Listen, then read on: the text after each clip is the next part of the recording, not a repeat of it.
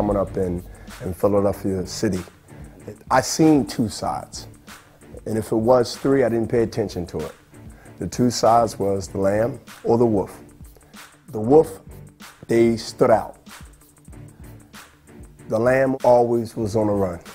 I seen how the wolf had the respect, and I seen how the wolf can have the things he wanted. I seen how the wolf was treated. And so I chose to be the wolf.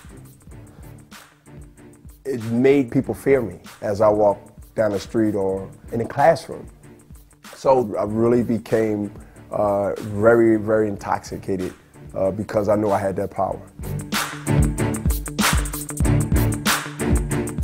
My childhood in Philadelphia was basically, grew up in a big family, but I had to go outside and they couldn't watch me 24/7, 7 days a week, obviously. The streets was basically my parents.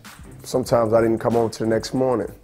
It became not really a struggle, it became I'm with the streets, and then I come in when I need some rest.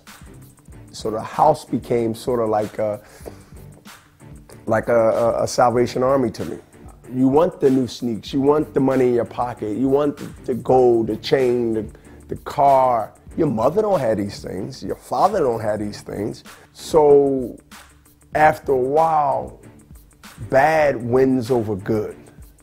It takes a very, very strong individual not to be corrupt in any of those things as time moves on. Myself and other people who went that road and experienced that world, and some got a second birth of life, and some is in the dirt.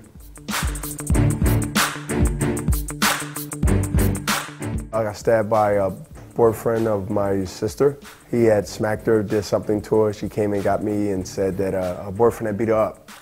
We went around the corner. Boyfriend was sitting there. I jacked him up pretty good. The next day, I was playing street football, and he came up and back at me and he stabbed me with a steak knife. I was too high for marijuana at the time to even realize, but I know I got stabbed because I just felt a warm sensation, you know, coming down my jacket, and it was just all bloody. Underneath was a t-shirt. It was red, like somebody threw ketchup on the front of it. I got stabbed near my heart, which is up around here, and stayed in the hospital for like 2 months. After that, it was just basically all downhill as far as the way I looked at life. Like, I really didn't care. Like, I'll do something to somebody the next day and I'll walk in front of them the next day like it never happened. I have very, very low value on my own life. It was two graveyards. There's one in the dirt and there's one in the penitentiary. And that's where I experienced one of those. And that was the penitentiary at 17 to 24. Prison have a face of its own. Everybody's watching everybody. Everybody's watching the strong become prey. You always got to be on your game like a fighter in the ring. Your walk can get you in a fight. You staring at somebody too long can get you in a fight. It could be a phone. A lot of phone calls, a lot of stabbings happen because I'm on the phone, I'm not getting off in 10 minutes, maybe I'm taking 11 minutes. Now I'm on his time, he got 9 minutes. I've seen deaths. I've seen people get stabbed to death. I see people get hit with locks in the sock, padlocks, and get hit. The sock is doubled, so I won't go through the sock after a couple of hits. The sock is bloody, red bloody from the chunks and the dents it's putting in somebody's head. You're talking about a padlock in a sweat sock, doubled. You ready to get shot to get hit with that. And that's how prison is. You gotta be willing to look in a guy's face and say, I will kill you if I have to. You gotta be ready to look in the face and say that I will stab you, I will hurt you, and you can't talk the game. You gotta really act and do the game. And prison is a thing where talking gets you killed. What gets you respect is you do. The guy that you fear is the guy that says nothing.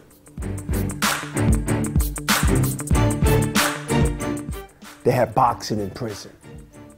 They have boxing in prison. That there brought me back to something that I neglected early on in my adolescence, where I stopped boxing. I got bored. I got trophies everywhere. I want money. I see people in the neighborhood. So that became bored to me. But I still had the reputation. But when I go to prison, not knowing the first 8-9 months, I ran wild through the prison, like everybody else. You got to build reputation. You got to build respect. So, you know, you holding your own. But when the gym is presented and they got boxing tournaments amongst D block versus E block, A block versus B block. In some cases, you get good status to go to other prisons, shackled in a bus to another prison 3 or 4 miles down the road. We're having these state tournaments. And they got the headgear on and off, and they got the announcer. And they got the national anthem being sang by the inmate. And they got a yard where we in the summertime. And you got a guy, an inmate, that's acting like he's Howard Cosell. It became another way for people to know, wow, that guy, he can write. And this thing became sort of like a full circle with me. Because in the streets, people knew me, and they knew what I did. Now, half of that followed me, or who that, but then when I actually start physically, they start watching me, and I'm running the yard, and I'm training, I'm getting ready for sparring matches and then fighting other prisons.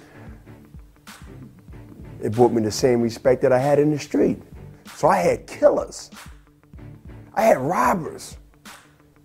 I had everybody that was in there for whatever they was in there for, whether they said they didn't do it or not. It wasn't my judge. But they knew that Bernard Hopkins, yo, we got a guy that can fight on D block. You become a celebrity because I'm really a championeer. But it was the respect when somebody said, don't mess with him.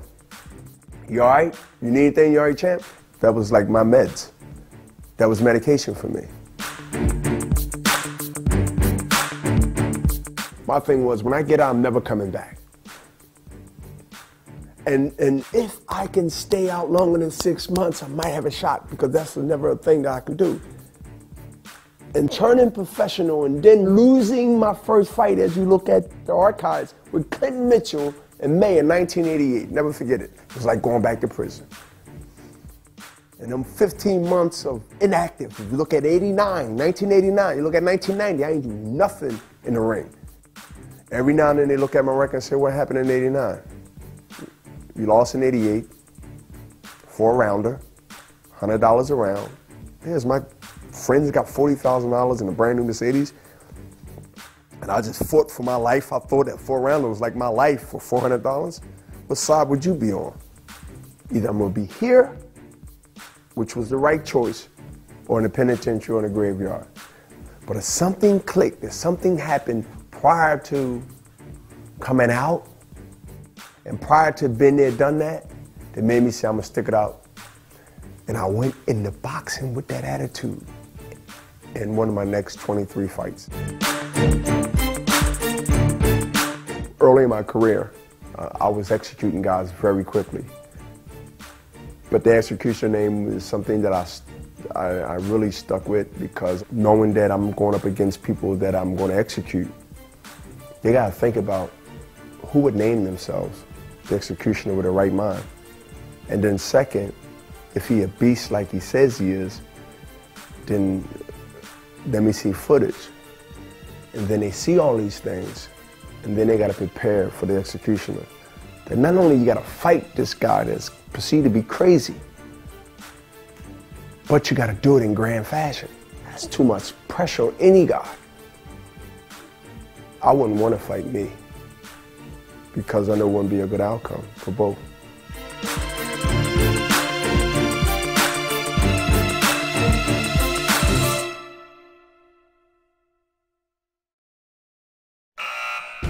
Everybody up! Cell block D, get up! Remember now, that professional boxing shit ain't gonna help you here. No refs, no rounds. You fight until somebody quits. I'm ready to fight right now. You just had a fight, he ain't had time to rest. I don't care, Ace. I'm sorry the way things worked out for you. He chews fighters up and he spits them out. You don't know who you're with. You take the fight to that, and he won't know what hit him. I got a feeling it's not going to be your night. We're not winning any decisions tonight. McQueen, the son. We came to have a little talk. I lost my youth.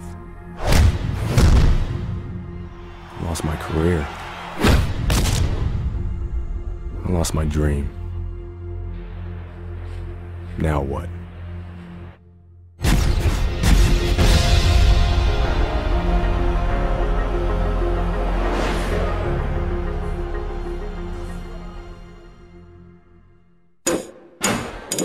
PlayStation